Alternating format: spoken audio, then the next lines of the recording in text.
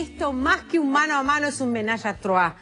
Y vamos a compartirlo con ustedes en este programa. Le estamos dando la bienvenida a un médico y a un abogado, y a un médico. Y si faltara algo raro en este mano a mano, es que además vamos a hablar de hipnosis. Es un gusto para mí darles la bienvenida. Ambos invitados que nos acompañan han sido punto de referencia de una extensa entrevista que capitalizamos de la revista del Sindicato Médico del Uruguay. Y vamos a conocer un poquitito más sobre la relación entre la medicina y la hipnosis. Agradezco la presencia del doctor Daniel Radesca. Muchas gracias. Un placer. Gracias por acompañarnos. Y el doctor Gonzalo Larre Borges, que también nos acompaña, él desde la abogacía, Radesca desde la medicina. ¿Es de verdad que estamos acá o estamos todos hipnotizados y estamos veraneando, qué sé yo, en Punta del Diablo esta mañana? De seguro estamos acá. De seguro. Bueno, acá. Es un punto de partida.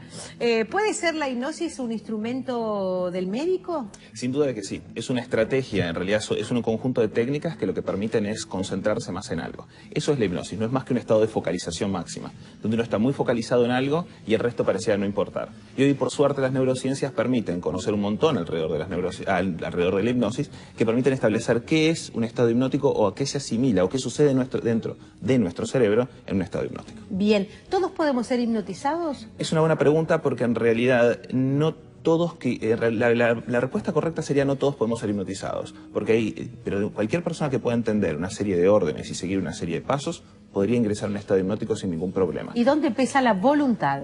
Creo que en su 100%, porque si una persona no quiere ser hipnotizada, no puede ser hipnotizada. O sea que hay una voluntad, tiene que haber un acto de voluntad hacia el hipnotizador, que en realidad, o el terapeuta puntual, que le va a permitir ingresar en ese estado. ¿Para qué un médico necesita hipnotizar a un paciente?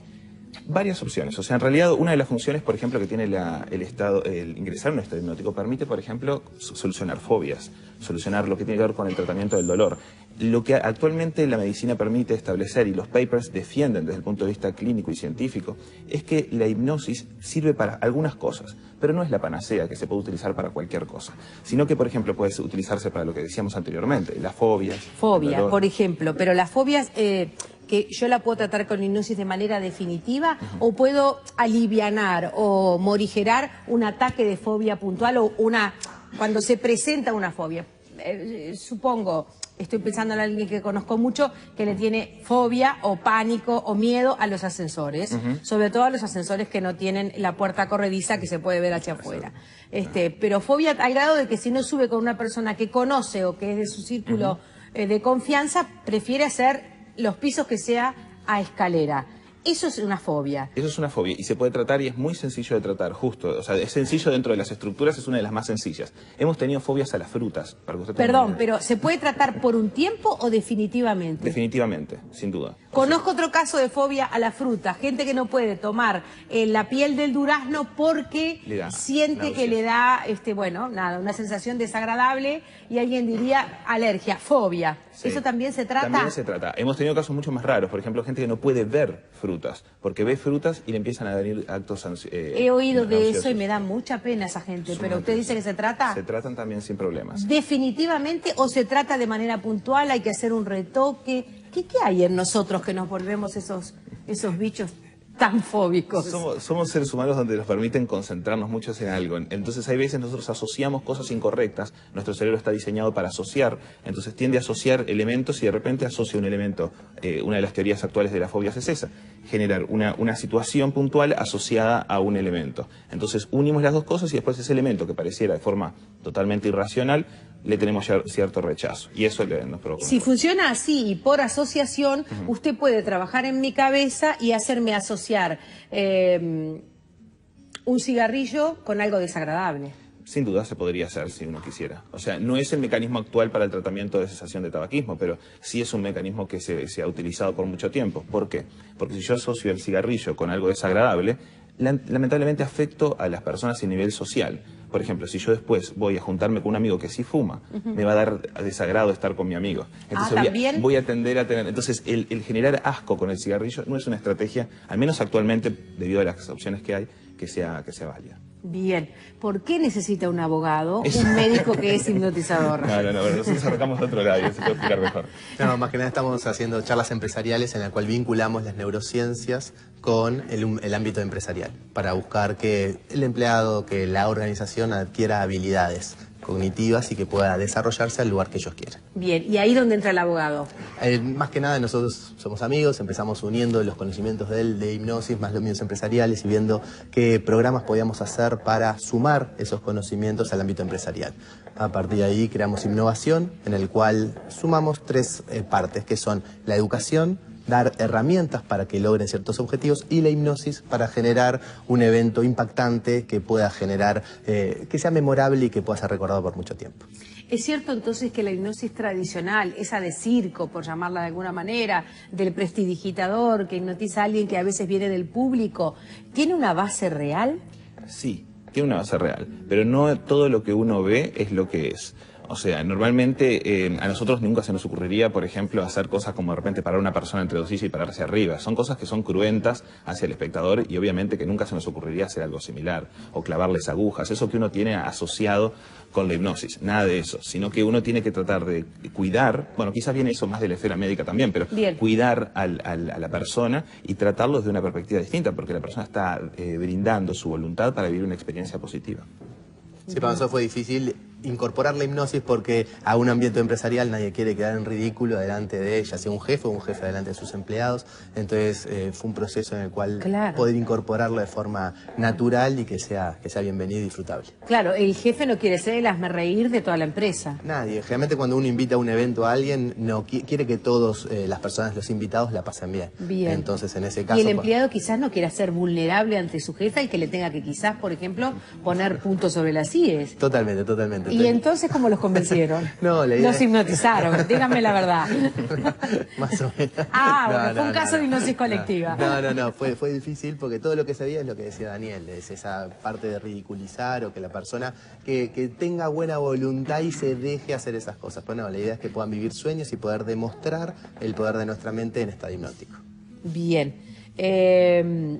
¿Hay ciertas garantías para hipnotizar? Es decir, debe haber un código o por lo pronto una conducta ética mínima para la persona que lleva adelante la hipnosis? Sí, nosotros consideramos que las personas que tienen que realizar hipnosis tienen que estar debidamente entrenados, tienen que saber lo que están haciendo y de la esfera médica es necesario tener un apoyo médico. ¿Por qué? Porque la hipnosis no hay ningún riesgo, es autohipnosis, uno en cierta forma lo puede manejar, pero no significa que no hayan riesgos que sea mal utilizada. Es como, por ejemplo, le decimos siempre lo mismo a la gente, es como un lápiz. ¿Un lápiz es riesgoso o no? Hasta que hay una persona que te lo clava en el ojo. O sea que es riesgoso hasta que se utiliza de una forma que no corresponde. En realidad la hipnosis por sí misma no es riesgosa, hay que usarla de forma correcta y utilizada de forma correcta genera grandes beneficios y es muy útil.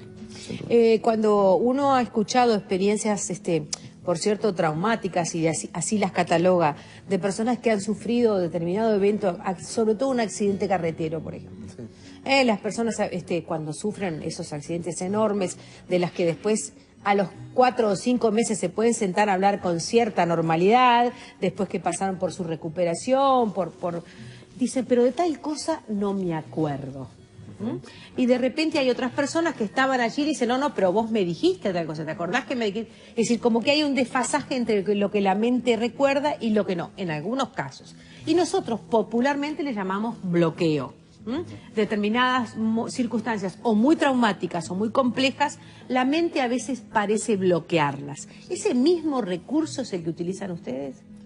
No. O sea, en realidad la hipnosis es un estado distinto a la meditación, muy distinto a estar dormido, muy distinto, por ejemplo, a estar concentrado en algo. Es un estado que tiene una configuración cerebral distinta y por lo tanto permiten cosas distintas.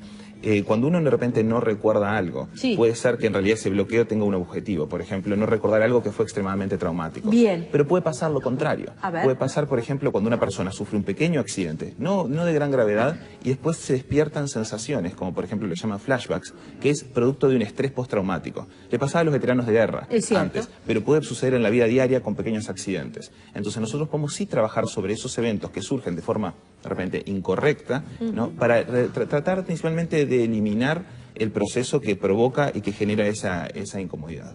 Y por otro lado, cuando nosotros queremos borrar algo, porque para nosotros ha sido absolutamente traumático, no nos hipnotizamos, ¿verdad? Pero muchas veces quisiéramos que alguien nos ayude cuando tenemos un dolor muy grande o vemos a alguien que padece un dolor muy grande, quizás a estar hipnotizado y eliminar ese momento de dolor. ¿Eso es posible? Es una buena pregunta. El tema es no sé si sería éticamente correcto. Muchas personas... sacar el dolor para mí siempre es éticamente correcto. No sé para usted, doctor. No sé si para sacar el dolor, no el dolor físico, me refiero al dolor de sentimientos de repente. Ajá, porque entiendo. el dolor físico, reducir el dolor es excelente y para la hipnosis tiene una excelente aplicación. Sin embargo, sacar el dolor de... ¿Usted puede hipnotizar a alguien que tiene dolor de muelas? Sí, inclusive sacar una muela sin dolor, sin uso de anestesia. O sea, sin la menor duda. Y eso es muy útil, de por cierto. Bien, si es así, es muy útil. Es muy útil. De por cierto, ojo, se trabaja a nivel odontológico el utilizar la hipnosis y se asocia muchas veces con odontólogos para tratar de hacer extracciones dentarias, principalmente de tercermolares, que son las más habituales. Sí. Personas alérgicas a la lidocaína o a ciertos tipos de analgésicos o anestésicos, entonces se retira la muela sin ningún tipo de dolor, inclusive la persona no percibe las sensaciones. ¿Qué experiencias habrán vivido ustedes? Bueno, quizás estén a tiempo de compartirlas con nosotros. Tenemos 2 técnicos en nuestro piso y tenemos una presentación para este mano a mano.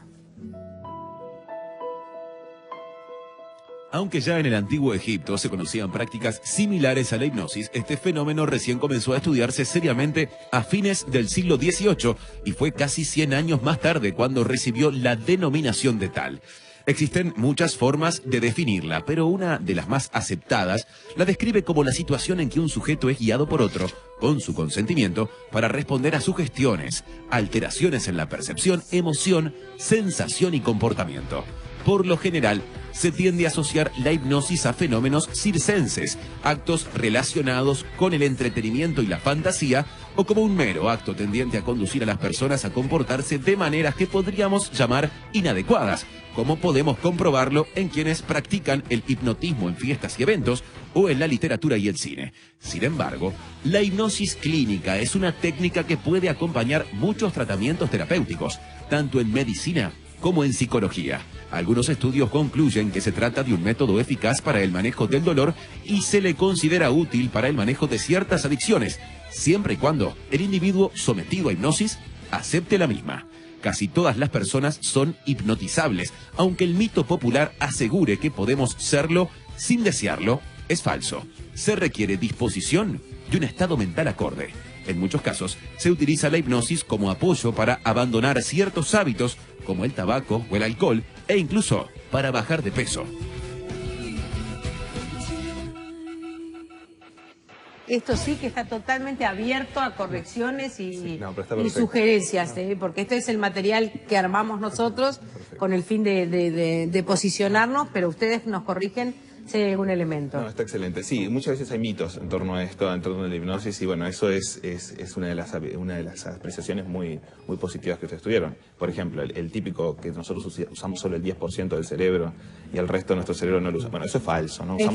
Usamos el 100% de nuestro cerebro. El tema es que hay que ver cómo lo usamos. Y nosotros lo que hacemos con hipnosis, entre otras estrategias que se eligen dentro del neuroentrenamiento, es ver el cómo utilizar ese 100%.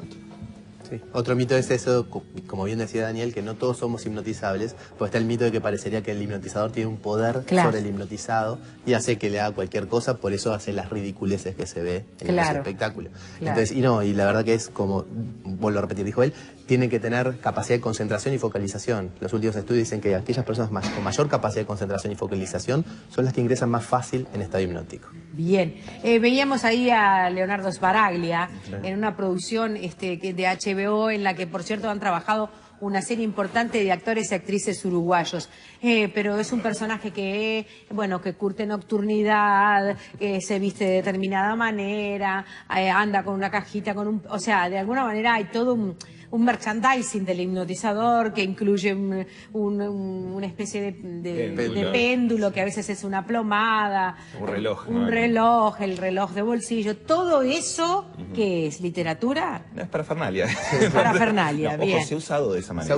Se ha usado. Evolutivamente históricamente se ha usado. Sí. Siglo XVIII, siglo XIX, y aún antes. ¿Y ustedes cómo se las arreglan? No es necesario nada, o sea, se pueden utilizar muchas estrategias. Es como técnicas, hay muchas técnicas dentro de lo que es la hipnosis en general. Nosotros aplicamos las técnicas que se adecúan mejor a cada persona, porque no todos nos adecuamos a las mismas técnicas. Y por lo tanto va a depender de la técnica que apliquemos y los mecanismos que apliquemos, el nivel que va a ingresar de profundidad de esa persona. Eso depende de nosotros, por ejemplo, en la Facultad de Psicología estamos haciendo estudios en los cuales tenemos que aplicar un protocolo, el protocolo de Stanford, que se hace a todas las personas lo mismo. Y ahí ellos evalúan si el protocolo dice si tiene alta sugestionabilidad, media o baja. Entonces, se aplica eso. En cambio, en hipnosis clínica o en empresarial se aplica la técnica más adecuada a la persona.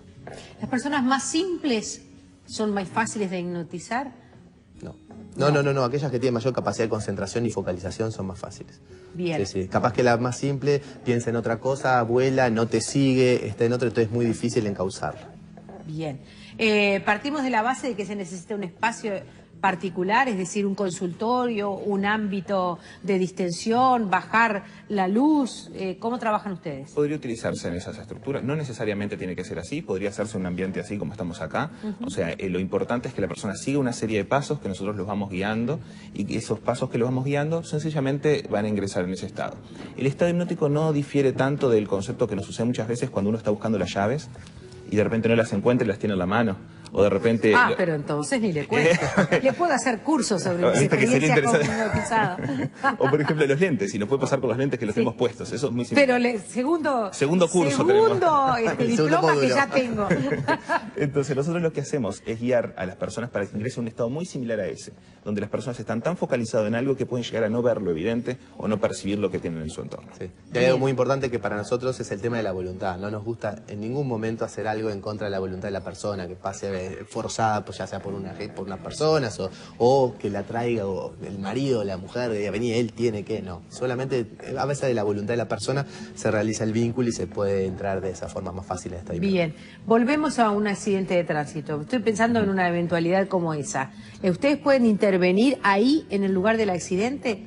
A ver, usted es médico. Sí. Usted ya sabe que así como le pasó recién al doctor Vázquez en un avión, puede darse un accidente y alguien diga, un médico, por favor. Usted se para, se acerca y ve que la persona está sufriendo un terrible dolor. ¿La puede hipnotizar? Sí, por cierto lo hemos hecho. Yo cuando trabajaba en emergencia se aplicaba bastante en lo que tenía que ver con algunas estrategias de dolores que son muy dolorosos, donde de repente la medicación que uno tiene en ese momento no permite reducir el dolor en el tiempo que sea suficiente. Se pueden aplicar estrategias muy puntuales que lo que permiten a la persona es disminuirle lo que es o sea, aumentarle el umbral, lo que hace que la persona no perciba el dolor a la intensidad que la estaba percibiendo. ¿Y para eso necesita la complicidad de la persona también? Y casi siempre a la persona se le pide el permiso para aplicar la técnica, porque si una persona va a decir, ¿y esto qué me está haciendo? Claro, no, porque a ver, si yo estoy dolorido, capaz que le digo que sí a cualquier cosa, ¿verdad? Eso está claro. Sí. Pero también a veces el propio dolor genera una suerte de inestabilidad en la persona que quizás no tenga esa capacidad de concentración que se requiere. Pero ahí la técnica que se aplica es muy puntual, por eso digo que depende martillazo, de la técnica. Dígame la verdad. Ahí es un martillazo y la gente se duerme, ¿no? Lo acabo de descubrir. Es así y duerme. No. La técnica que se aplica son técnicas muy puntuales, que en este caso puntual son aplicadas para momentos donde la intensidad del dolor puede llegar a nublar un poco la decisión de la persona en el sentido de la percepción de su dolencia en este caso. Bien, perfecto. ¿Qué pasa con los niños? Se utiliza otra técnica que es más imaginería, porque no pueden hacerlo de la misma forma que un adulto, entonces es más como un cuento en el cual se va llevando. Pero no hay ningún riesgo tampoco. O sea, no es eso que uno piensa que el niño no se puede hipnotizar o algo así, no nada que ver. Nosotros trabajamos con una doctora, Flavia Chamorro, que es especialista, es pediatra en chicos y se hace con grandes éxitos. ¿Y qué tipo de casos tratan? El dolor, por ejemplo, es uno de los casos que es dolor en niños. Inclusive dolor a nivel del cáncer, que es muy puntualmente por los tratamientos, también se trabaja mucho. Lo que tiene que ver, por ejemplo, con algunos casos de hiperactividad, algunos casos, por eso no quiero generalizarlo, de hiperactividad también se han tratado en los chicos. Es como que baja las revoluciones. Sin duda, y en lo que tiene que ver con los procesos asmáticos, todo lo que tiene que ver a nivel respiratorio. Al día de hoy hay demostraciones científicas reales, ¿no?, que respaldan el uso de la hipnosis para algún tipo de alergias puntuales, para inclusive alergias a nivel dermatológico y alergias a nivel del aparato respiratorio, como es el asma, por ejemplo.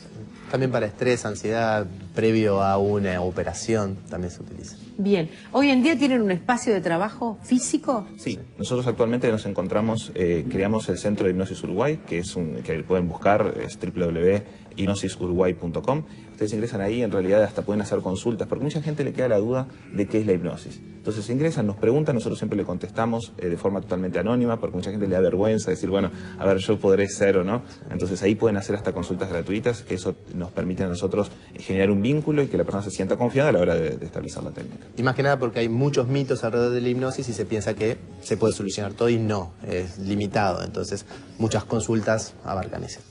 Un terreno a explorar. Sin duda que sí. ¿Estamos a la altura de otros países? Porque Sí. ustedes están innovando. ¿Qué pasa desde la academia? ¿Qué pasa desde la Facultad de Medicina?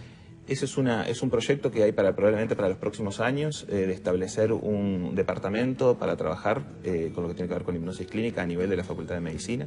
Es un proyecto que está casi encaminándose en unos primeros pasos, pero la idea es tratar de estructurar un plan para generar un departamento donde se trabaje, como en otras universidades a nivel internacional, universidades de Stanford, la Clínica de Mayo.